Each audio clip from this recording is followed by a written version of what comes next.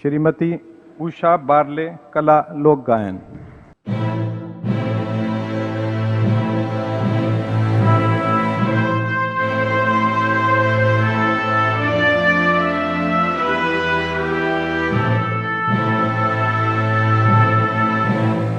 बुधवार को राष्ट्रपति भवन से आई इस तस्वीर ने हर किसी का ध्यान अपनी तरफ खींचा।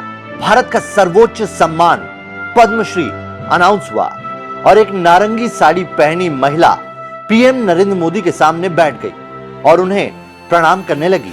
हर कोई चौंक गया। इतने बड़े सम्मान का हकदार इतना सादा कैसे हो सकता है?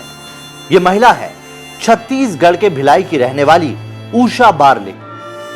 उषा बारले को पंडवानी गायन के लिए राष्ट्रपति द्रौपदी मुर्मू ने पद्मश्री से नवाजा है। लेकिन क्या आप इनके जीवन के संघर्ष के बारे में जानते हैं? जिन उषा बारले की सादगी की चर्चा पूरे देश में हो रही है, वही उषा बारले जीवन में कभी ठेले पर केले नारंगी बेचा करती थी। उनके पिता ने गायन से नाराज होकर उन्हें कुएं में मरने के लिए फेंक दिया था। आज देश विदेश में उषा बारले पंडवानी गायन का बड़ा नाम है। आइए आपको बताते हैं उषा बारले की जिद की कहानी।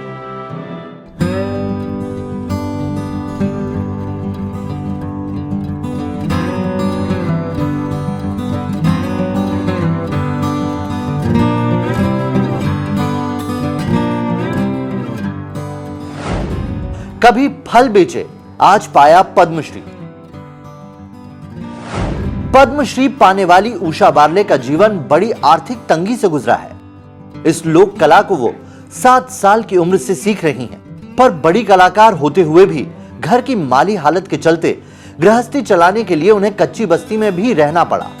वहां रहकर उषा बारले ने सालों तक केले, नारंगी और दूसरे फल ठेला लगाकर बेचे हैं। जीवन में अपनी जिद के लिए लड़ाई लड़नी उषा बारले को आती थी।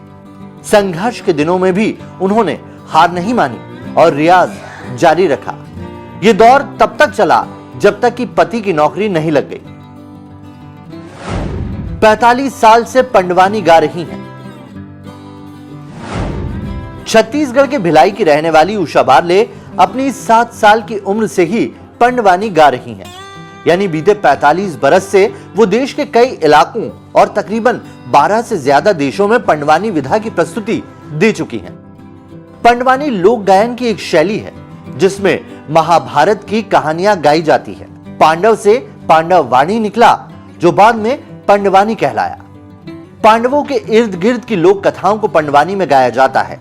भीम इस गायन के हीरो हैं। छत्तीसगढ़ में पंडवानी सबसे ज्यादा प्रचलित है। यहीं की प्रधान और देवार जातियों की गायन परंपरा है। 7 साल की उम्र में ही उन्हें पंडवानी का शौक हुआ। बचपन में वो स्कूल नहीं जाती थी। वो मोहल्लों के लड़कों के साथ खेल खेल में लकड़ी को चिकारा बना देती थी और पंडवानी गाती थी। तभी उन पर उनके फूफा गुरु महेत्तर दास बघेल की नजर पड़ी, जिन्होंने बाद में उनका गुरु बनकर उन्हें पंडवानी की शुरुआती शिक्षा दी। घर से बुनियादी तालीम के बाद उषा बारले ने दिग्गज गायिका तीजन बाई से शिक्षा ली। तीजन बाई को भी पंडवानी गायन के लिए भारत सरकार ने पद्मश्री, पद्म विभूषण और पद्म भूषण जैसे सम्मानों से सम्मानित किया है, जिनकी शिष्या उषा बारले भी इस पंडवानी विधा को गाकर अब पद्मश्री हो चुकी है। पिता ने मारने के लिए कुएं में फेंका, लेकिन गाने की जिद नहीं छोड़ी।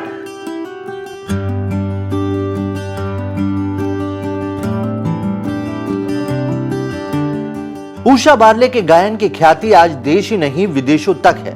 आज उषा किसी पहचान की मोहताज नहीं है। आज उषा बारले ने पद्मश्री पुरस्कार पाकर पूरे छत्तीसगढ़ का नाम रोशन किया है। लेकिन क्या आप जानते हैं, उषा ने इस मुकाम को हासिल करने के लिए बहुत से उतार चढ़ाव देखे। अपने गायन को लेकर उनकी जिद ही उन्हें आज इस मुकाम तक लेकर आई है। उषा बारले के पिता खान सिंह जांगड़े नहीं चाहते थे कि उनकी बेटी कलाकार बने। वो खुद नाचने गाने वाले कलाकार थे। वो कहते थे कि एक कलाकार का जीवन बहुत संघर्ष और गरीबी वाला होता है। उषा लड़की हैं, कहां जाएंगी, कैसे संघर्ष करेंगी? जब उषा ने 7 साल की उम्र में एक स्कूल के कार्यक्रम में अपनी पहली परफॉर्मेंस दी तो उसे देखकर उनके पिता काफी रोए। उन्हें बहुत गुस्सा आया और इसी गुस्से में आकर उन्होंने उषा को उठाकर कुएं में फेंक दिया। मोहल्ले वालों और उषा की मां धनमत बाई ने उन्हें कुएं से बाहर निकाला, तब जाकर उनकी जान बच सकी। पिता को खूब समझाया गया। उषा की जिद और उनके गुरु के कहने पर पिता किसी तरह से माने और 7 साल की उम्र में उन्होंने पंडवानी सीखना शुरू की। एक इंटरव्यू में उन्होंने कहा था कि उनके जीवन का सबसे कठिन पल वो था जब वो पूरी रात अपने पिता के शव के सामने बैठकर पंडवानी गाती रही थी। दरअसल जब पिता की मौत हुई तब उषा की उम्र 10 साल थी। उनकी मां घर से बाहर थी। बस्ती वालों ने शव को घर में रखवा दिया। बोले मां के आने के बाद उनका अंतिम संस्कार किया जाएगा। उषा पूरी रात अपने पिता के सिरहाने बैठकर उनकी याद में गाना गाती रही। उनके मुताबिक यही एक तरीका था जिससे वो अपने पिता को श्रद्धांजलि दे सकती थी। 2 साल की उम्र में हो गई थी शादी। पद्मश्री उषा बारले की शादी की कहानी भी बेहद दिलचस्प है। उनकी शादी महज 2 साल की उम्र में हो गई थी। उनके पति अमरदास बारले मोहल्ले में ही रहते थे। उषा अपने घर में बड़ी बेटी थी।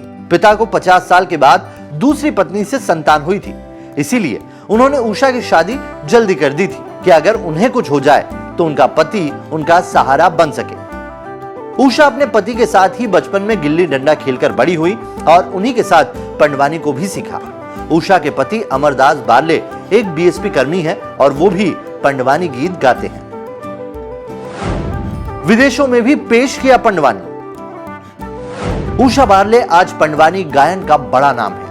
भारत में छत्तीसगढ़ के अलावा वो रांची, असम, गुवाहाटी, गुना, भागलपुर, उड़ीसा, महाराष्ट्र, मध्य प्रदेश, हैदराबाद, हरियाणा, कोलकाता और जयपुर के साथ साथ अमेरिका और ब्रिटेन के अलावा 12 से ज्यादा देशों में पंडवानी गायन पेश कर चुकी हैं।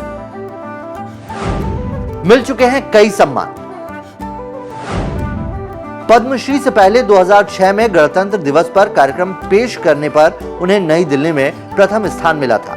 अंडमान निकोबार द्वीप समूह में भी उन्हें सम्मानित किया जा चुका है। छत्तीसगढ़ शासन ने 2007 में उन्हें पंडवानी गायन के लिए सम्मानित किया। भिलाई इस्पात संयंत्र ने उन्हें दाऊ महासिंह चंद्राकर सम्मान से सम्मानित किया। गिरोधपुरी धाम में गुरु विजय कुमार ने 6 बार उन्हें स्वर्ण पदक से सम्मानित किया।